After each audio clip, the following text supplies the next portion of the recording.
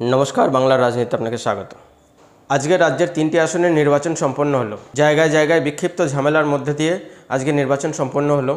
আমরা পশ্চিমবাংলার রাজনীতিতে যা দেখেছি যতটা ঝামেলা হওয়ার কথা ছিল ততটা ঝামেলা হয়নি এবং মিডিয়া যতটা হাইপ করছে ততটা ঝামেলা হয়নি। কোচবিহারে দিদির পক্ষপাতদুষ্ট পুলিশ যথেষ্ট চেষ্টা করেছিল উদয়ন গুহকে ফ্রি হ্যান্ড দেওয়ার জন্য, কিন্তু উদয়ন গুহকে ফ্রি হ্যান্ড দিতে দেয়নি সেখানকার জনতা। উদয়ন গুহ পরিদর্শনে বেরিয়ে মহিলাদের বিক্ষোভের সামনে পড়েন। তাদের বিক্ষোভের কারণ ছিল কারণ ওই এলাকা থেকে কয়েকজনকে উদয়ন গুহ মিথ্যে কেসে ফাঁসিয়ে দিয়েছিলেন, কিন্তু তখন সেই সময় তাদের প্রতিবাদ উদয়ন গুহ গায়ে লাগাননি।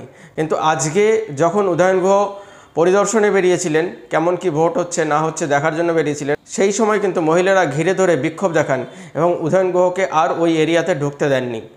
স্কট করে উদয়ন গুহকে বিভিন্ন জায়গায় নিয়ে যাওয়ার চেষ্টা করলেও মহিলাদের বিক্ষোভের সামনে পুলিশও লাচার হয়ে গেছিল। এর জন্যই বলা হয় জনতা জনার্দন। জনতা যদি চায়, জনতা যদি সম্মিলিতভাবে কিছু চায়, সেটা তারা করতে পারে। আজকে উদয়ন গুহ এক কথায় খেলতে পারলেন না। উদয়ন গুহ তার চেনা মাঠে খেলতে পারলেন না। বাস খেলা শুরু করেছিলেন, তারপরে বাকি খেলাটুকু তাকে সাইডলাইন থেকেই দেখতে হয়েছে। এই ভোটে উদয়ন গুহ কিন্তু তার গুন্ডামি দেখাতে পারেননি। পুরো খেলাটি তাকে কিন্তু সাইডলাইনে বসে দেখতে হয়েছে। জাস্ট খেলা শুরু করেছিলেন, কিন্তু মহিলাদের বিক্ষোভের সামনে পড়ে জায়গায় জায়গায় বিক্ষোভের সামনে পড়ে পুলিশও তাকে আর মমতা ব্যানার্জির পক্ষপাতদুষ্ট পুলিশও তাকে আর সাহায্য করতে পারেনি।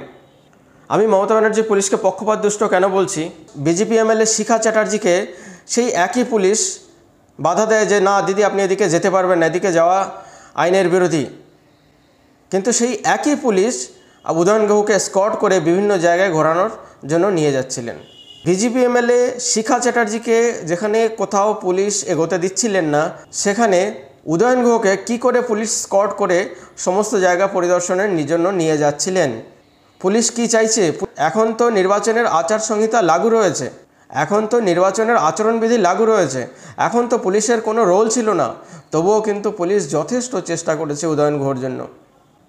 পুলিশ যদি দিদির দলদাস হয়ে যায় তাহলে কি করে চলবে? এই পুলিশ কর্মীরা, এই পুলিশ অফিসাররা কি করে বাড়িতে গিয়ে মুখ দেখান? কি করে তার বাচ্চার প্রশ্নের উত্তর দেন? কি করে বাচ্চার সামনে হিরো হয়ে থাকেন? এই পুলিশ অফিসারদের আদৌ মেরুদণ্ড আছে তো? আরেকটা ঘটনা দেখা যায়, গৌতম দেব তার ওয়ার্ডে ঘুরে বেড়াচ্ছিলেন, তখন পুলিশ বাধা দিচ্ছে না, কিন্তু শিখা দেবীকে পুলিশ বাধা দিচ্ছে। শিখা দেবীর পদে পদে পুলিশ বাধা দিচ্ছে। 4 জুন যখন নির্বাচনের ফলাফল ঘোষণা হয়ে যাবে, তখন মমতা ব্যানার্জির পুলিশ এই আনুগত্য বজায় রাখতে পারবে তো? মমতা ব্যানার্জি যখন ক্ষমতায় থাকবেন না, মমতা ব্যানার্জির পুলিশ, আজকের পুলিশ, তখন আনুগত্য বজায় রাখতে পারবে তো? তাই যদি না পারে তাহলে এই পুলিশকে আমরা মেরুদণ্ডহীন পুলিশ বলবো না কেন? দর্শক, ভিডিওটি কেমন লাগলো কমেন্টের মাধ্যমে জানাবেন। আর উৎসাহ বর্ধনের জন্য কমেন্ট করুন, লাইক করুন, শেয়ার করুন। সঙ্গে থাকুন, দেখতে থাকুন বাংলার রাজনীতি। ধন্যবাদ।